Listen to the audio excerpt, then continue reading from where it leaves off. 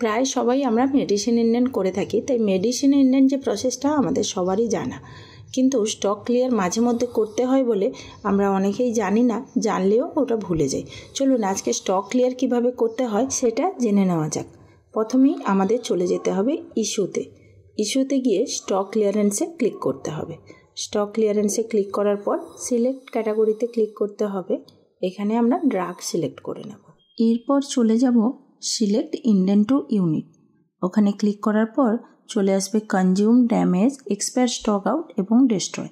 এখানে আমি expire stock আউটটা select করে নেব, কারণ যদি কোনো মেডিসিন এক্সপায়ার হয়ে গেছে অথচ আমার স্টক আউট করা হয়নি, মানে স্টক ক্লিয়ার করা হয়নি, দেন ওগুলো সার্চ করে দেখে নিয়ে আমাকে স্টক ক্লিয়ার করে নিতে হবে। এবং সার্চ বোতামে ক্লিক করলেই দেখবেন এক্সপায়ার স্টক আউটটা কেমন ঝাপসা হয়ে গেছে এবং ড্রাগটাও কেমন ঝাপসা হয়ে গেছে, এটা লক হয়ে গেছে। এই লক হওয়ার পরেই কিন্তু সিলেক্ট আইটেমে গিয়ে সার্চ করলে যে মেডিসিনগুলো স্টক ক্লিয়ার করতে চাইছেন সেই লিস্টটা পাবেন। চলুন এখান থেকে যে কোনো একটা মেডিসিন আমি প্রথমে সিলেক্ট করে নিই। এই মেডিসিনগুলো কিন্তু অলরেডি এক্সপায়ার হয়ে গেছে, আমার কাছেও স্টক শেষ হয়ে গেছে, কিন্তু এই অনলাইনে আমি স্টক ক্লিয়ার করিনি। প্রথমেই মেট্রোনিজাডল যে সিরাপটা সিলেক্ট করে নিলাম, এখানে 10টা আছে, স্টক ক্লিয়ার করা হয়নি, ইস্যু কোয়ান্টিটিতে 10 লিখে অ্যাড করে নিলাম। এরপর চলে যাব আমি ব্যাচ ডিটেলসে ক্লিক করার পর চলে আসবে এই যে ইস্যু কোয়ান্টিটিতে আমি যেহেতু 10টা আমার পড়ে আছে 10 লিখে দেবো এবং 10 খরচ হয়ে গেছে। দেন আমি সেভ করে নেব। সেভ করার পর সাকসেসফুলি সেভ হয়ে গেছে। এবার আমি ব্যাক করে চলে যাব। দেখুন মেট্রোনিজাডল সিরাপ হয়ে গেছে। এবারে কিন্তু ড্রাগ আর এক্সপায়ার স্টক আউট এখনও লক আছে, কারণ আমি এটাকে সেভ করিনি। আমি সেভ এখন করব না, সিলেক্ট আইটেমে গিয়ে আবার আইটেম সিলেক্ট করব, যে কোনো একটা মেডিসিন এভাবে আমি সিলেক্ট করে নেব। এবার আমি সিলেক্ট করে নেব মন্টেলুকাস ট্যাবলেট 10 mg। 140টা দেখাচ্ছে এখনও স্টকে আছে, কিন্তু আমার কাছে শেষ হয়ে গেছে, তো ইস্যু কোয়ান্টিটিতে গিয়ে 140 লিখে আমি অ্যাড করে দেব। এখন আমি মন্টেলুকাসের ব্যাচ ডিটেলসে ক্লিক করে নেব। এখানে ইস্যু কোয়ান্টিটিতে প্রথমে আছে 100 এবং 40, 140 লিখে এখন আমি এটা সেভ করে দেব। সেভ করার পর এরকম লেখা আসবে রেকর্ড সেভ সাকসেসফুলি।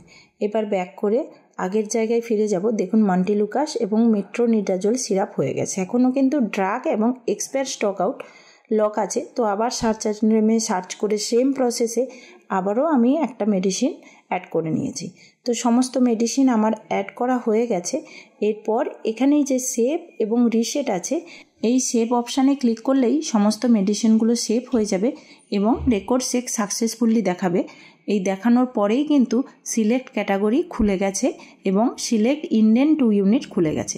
সিলেক্ট ক্যাটাগরিতে ক্লিক করে সেমভাবে ড্রাগ সিলেক্ট করে নেব এবং সিলেক্ট ইন্ডেন্ট ইউনিটে ক্লিক করে কনজিউম সিলেক্ট করে নেব। যেসব মেডিসিনগুলো খরচ হয়ে গেছে এগুলো দেখানোর জন্য সার্চ আইটেমে সার্চ করে নিলেই কনজিউম এবং ড্রাগ লক হয়ে গেছে।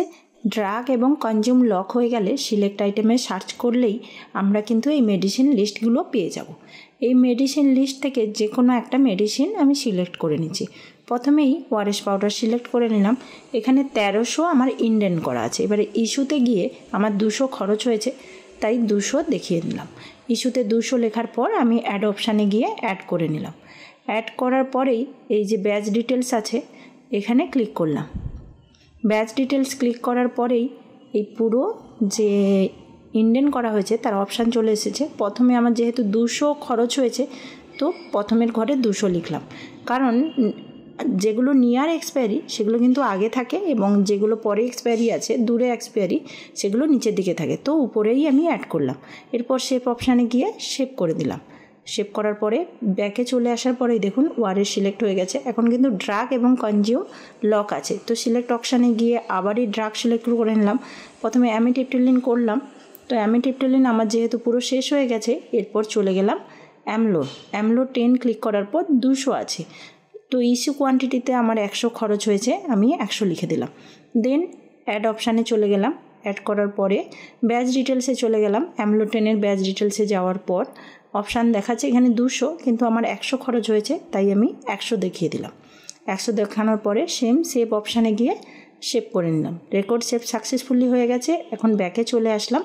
ব্যাকে এসে দেখুন অ্যামলো ওয়ারেস আমার শেপ হয়ে গেছে। এবারে শেপ রিসেট আছে, এই শেপে ক্লিক করলেই রেকর্ড শেপ সাকসেসফুলি হয়ে গেছে। তখন দেখুন সিলেক্ট ক্যাটাগরি এবং সিলেক্ট ইন্ডেন্ট টু ইউনিট কিন্তু পুনরায় ওপেন হয়ে গেছে। এটাই হচ্ছে পুরো প্রসেস অনলাইনে স্টক ক্লিয়ার করার। ওকে বন্ধুরা, টাটা, দেখা হচ্ছে নেক্সট ভিডিওতে। আমার ভিডিওটা কেমন লেগেছে অবশ্যই কমেন্ট করে জানাবেন, ভালো লাগলে অবশ্যই একটা লাইক করবেন আর চ্যানেলটা সাবস্ক্রাইব করে পাশে থাকবেন।